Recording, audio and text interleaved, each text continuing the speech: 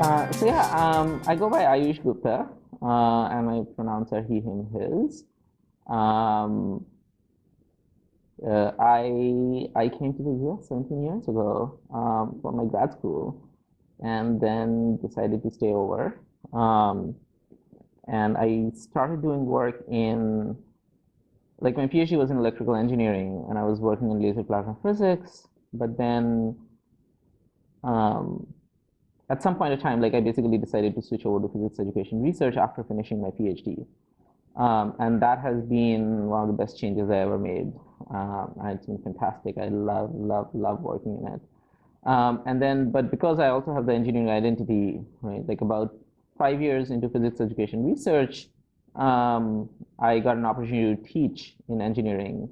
So for the last 6 years, I've been teaching Introduction to Engineering Design in the Clark School of Engineering at University of Maryland. And I love it. I think it has transformed like how I think about teaching and learning to some extent. And that has been fantastic. It has also opened up opportunities for me to expand from physics to engineering education research. So I think that's a little bit of who I am. Also, I identify as queer. And I think that actually ties into a lot of the way in which I think about work. So it's not like an add-on. I think it sort of like infuses. So both the sort of like things that I mentioned with respect to immigration. So immigration and queerness to me influence all of the work that I do in some way. The engineering course is structured so that for the entire semester, the students have to do a single project. And these are first-year students. Most of them are first-year students. Some of them are sophomore year students. And all engineering students at Maryland need to take this course. And for the entire semester, they're doing a single project.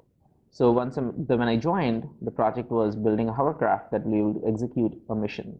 Sort of like it'll have to navigate through a track and then, say, retrieve an object that is located somewhere. Some sort of mission like that. My name is Chandra Turpen, and I'm a research assistant professor here in the physics department at the University of Maryland, College Park. So it was a really interesting experiment to try to design this LA course for engineering design, tailored to engineering design. There were definitely some instructional skills and pedagogical skills that we wanted to develop that are pretty common to what you'd want to develop in learning assistants that are working in science courses or inquiry-based science courses. So a lot of skills around active learning, and learning how to draw out student thinking and respond to the ideas that students bring up in class. And then a lot of skills around what is formative assessment. How do you use that information that you're getting from students to try to think about what makes sense to do next and things like that. But then there were a lot of things that were at least played out slightly differently because we were in the context of a design-based engineering course. The LAs are embedded in regular class meeting times kind of as science LAs are. So we're working alongside other faculty members in some regular instructional time, but then they also have about a month or so into the course, they have open lab times, which is a time when teams can get together, teams from this course of about 8 students can get together to make progress on their design, and they can be doing prototyping and they could be testing and refining their approach to this design challenge. And it's in that space where there are sometimes the faculty present, but a lot of support is coming from the learning assistants and peer educators in that context. And the scope and scale of these design projects is that the students will be working on them for at least 10 weeks or so or more of the course. And so unlike a lot of science courses where you are really grappling with a concept and you kind of resolve a lot of issues maybe within a couple weeks and then you move on to a new section, a lot of the design tasks that students are facing are very long-lasting, and the teams that they're working in are also very long-lasting. So they typically work with the same group of 8 students over the course of the 10-week design project or so. And there's some really interesting phenomena that kind of emerge in the process of trying to figure out how students will manage their tasks. So one of the things we've informally observed, my colleague Ayush has taught in this course for a long time, is that students will tend to take on roles and responsibilities based on the expertise they already have. So if there's someone on the team that already has experience programming, that person tends to take the programming role.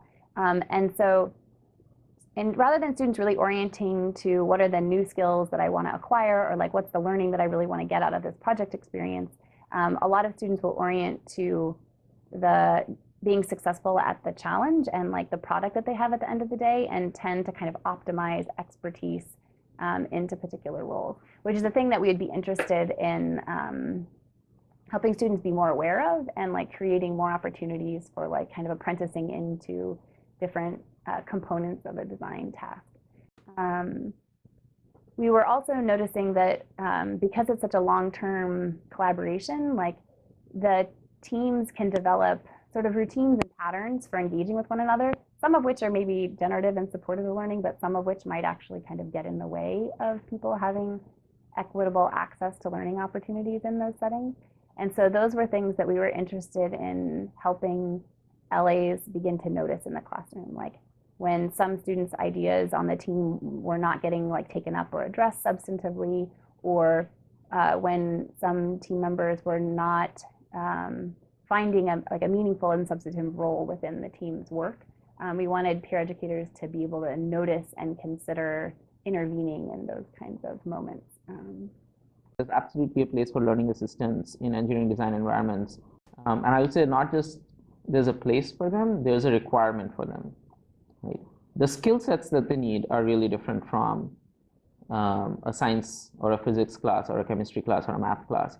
And here's a reason. If I think about what the role of the peer educator is in leading, say, a discussion section in a physics class, they're attending to, say, students' ideas. They're trying to make students comfortable in sharing their own ideas, in refining their own ideas. They're trying to get some conversation going, so on and so forth. But the class starts and the class ends, right? And then people move on to other things. And then they come back another week, there's a new topic, and the peer educators would engage the students in this new topic, so on and so forth, right? In the engineering course, however, the peer educators have to think about what are the technical difficulties that a team might be facing, right? But then they also got to think about, are there any process problems that are resulting in the technical difficulties? So for example, if a team is being unable to, say, use a sensor properly, right? And they're stuck, or they're like, oh, my sensor is not working, right? Is there a process flow problem in the sense of like, they might not have done research on that sensor previously, or for example, the other members in the team have not communicated with this member what that testing entails, right? Or this member was not part of those conversations that already happened, right? So there might be process-related things. Or for example, here's a sensor that is not working. It should not have been used in the first place at all. And so did the team undergo the process of thinking about what are all the different sensors I should be using before deciding on this sensor and buying it, and then, oh my God, like it's not working the way we want it to, right? So did they engage in the brainstorming process, or did they skip that part and go with the first idea? So essentially, when somebody is encountering a technical problem, the peer educator has to think, is this a technical issue? Is this a design process issue? Or is this a human a human communications issue, right? Or something else in the team is going down where this person is not being able to work with the sensor because they're pissed off at the team for some reason, and that is the unresolved issue, right? So what looks like a technical problem could actually be a process problem or a human problem. And now imagine a peer educator having to diagnose this, not just what is the best technical solution to this technical hiccup that has occurred in their own classroom. The second is time. So a peer educator would have to think about, like, this is a long-term project that they're executing. The way I approach and I'm helping this person now will have consequences for both the technical aspect that they're working on, but it'll also have consequences for process and human aspects. And those are long-term running. So whatever the peer educator is doing in, say, week 6 is going to affect how the team is functioning in week 12. And so the peer educator has to think carefully, am I equipping the team with resources so that they can navigate these challenges on an ongoing basis so that the process doesn't break down by week 12? And they have to think about this long-term engagement with the students.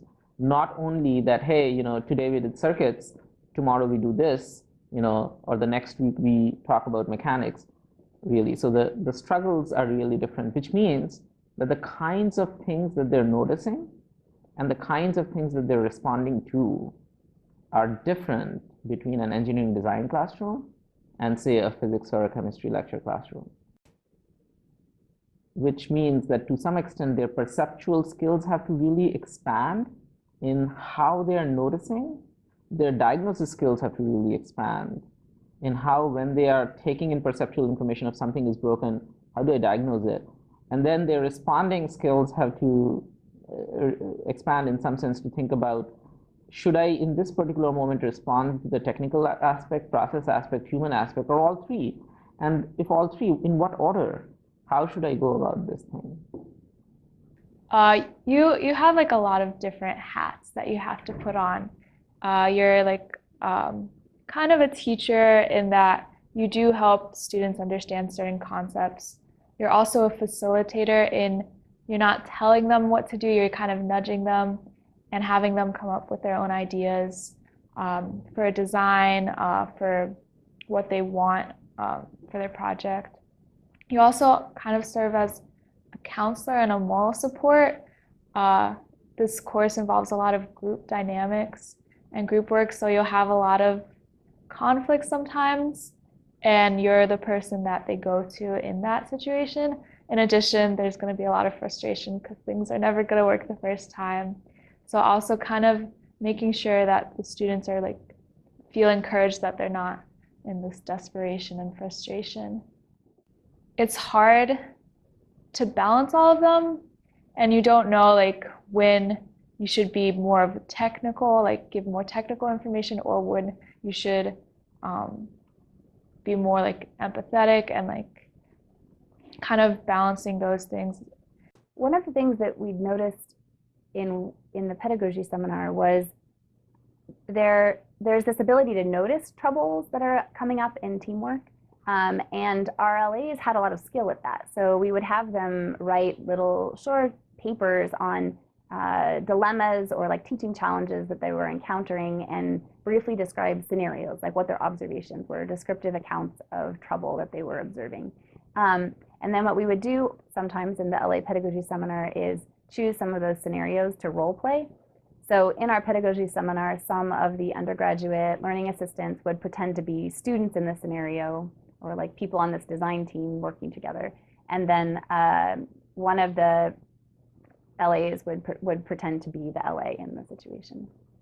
And so we would, and the rest of the class would often watch this role play out and try to determine what kinds of things do they notice the educator doing, what kind of impact do they see those instructional moves and actions having on the dynamics of students. And then we would sort of like critically reflect on like what sorts of things we thought worked or didn't work well for particular kinds of instructional goals or like learning goals. And it was really interesting to us that students strongly hesitated to reflect on social dynamics that they thought were not very smooth or not very healthy. They would be willing to do smaller moves to draw out the thinking of students that were more quiet, but they were very hesitant to sort of call out other students that might be kind of overbearing or intervening and interrupting over other students. They felt like calling things out more directly could leave a lot of awkwardness and uncomfortableness in the team dynamics. And so we're still really trying to hone how do we help students develop a toolkit of possible responses for addressing like inequities and like teamwork troubles that they might encounter in these design contexts.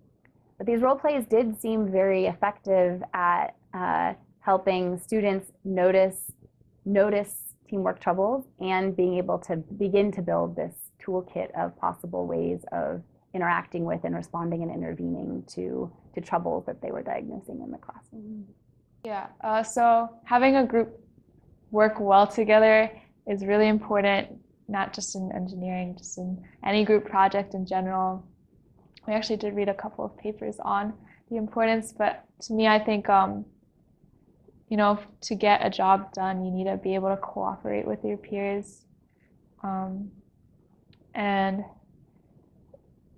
there's just so much more motivation when you like the people that you're working with and when it feels more like a fun thing than just work. And so I think that group dynamic defines a lot of that. And so that might not always happen. You will have conflicts.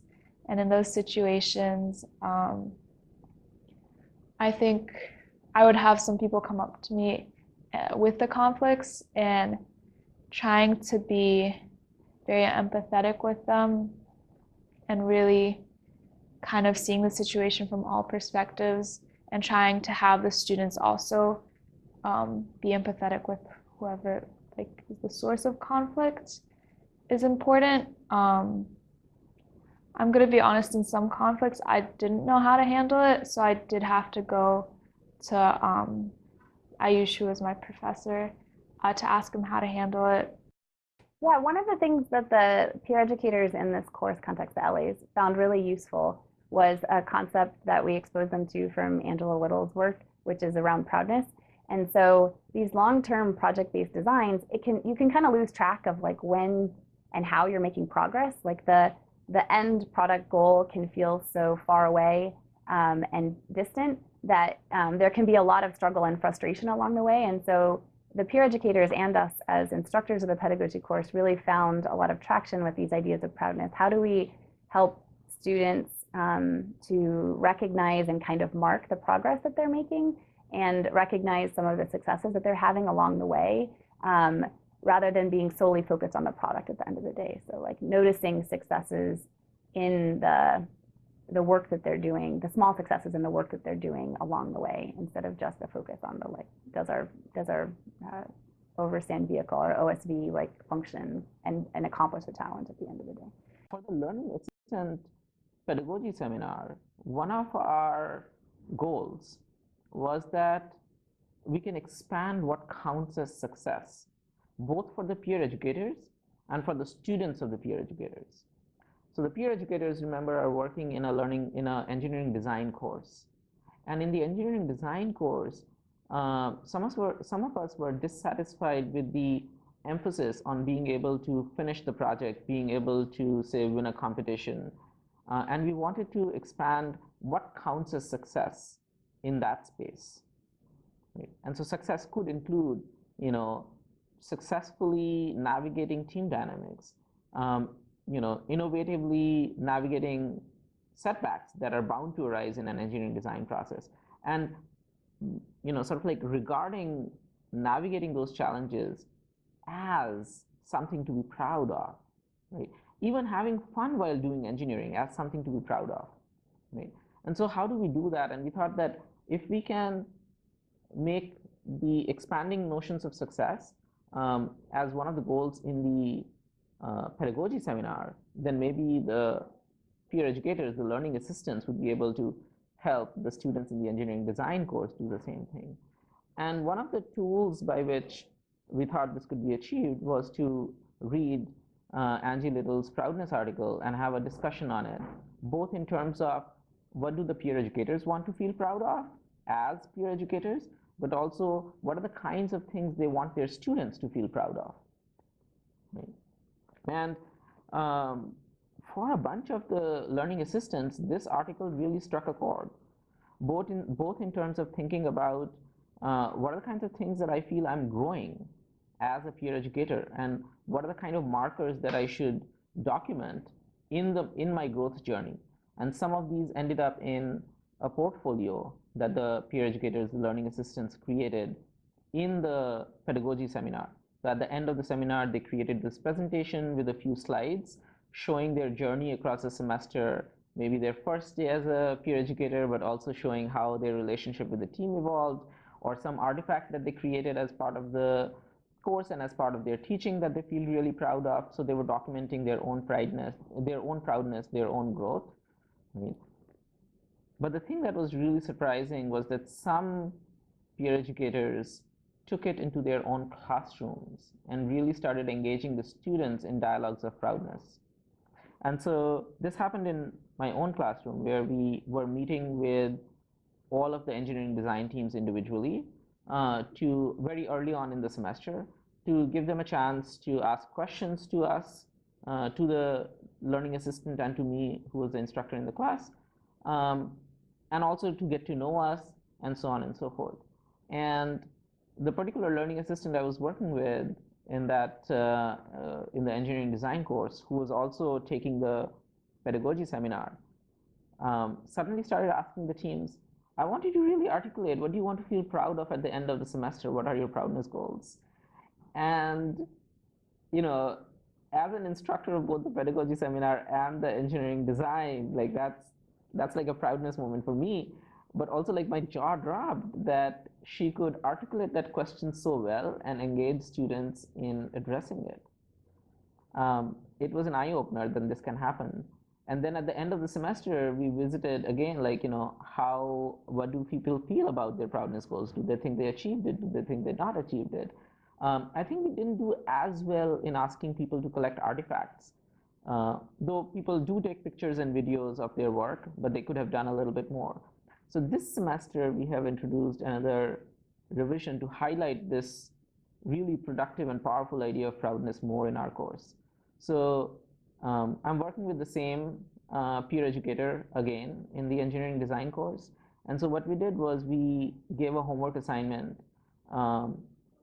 which was team-based. And so there were two kinds of things to happen. One is the team needs to go and do something social together and then report back, you know, just a couple sentences on whether they did it and how did it go, right, very early on in the semester. And then the team as a whole also needs to meet and sort of like articulate what are the things that they want to feel proud of at the end of the semester. Okay. For the first one, I had thought that people will only write a couple of sentences on what kind of social activity they engaged in. But what ended up happening is that 3 of the teams took pictures of them doing some social activity and then handed that in. In some sense, they're already starting to generate artifacts towards team dynamics and their relationships they're building within the team.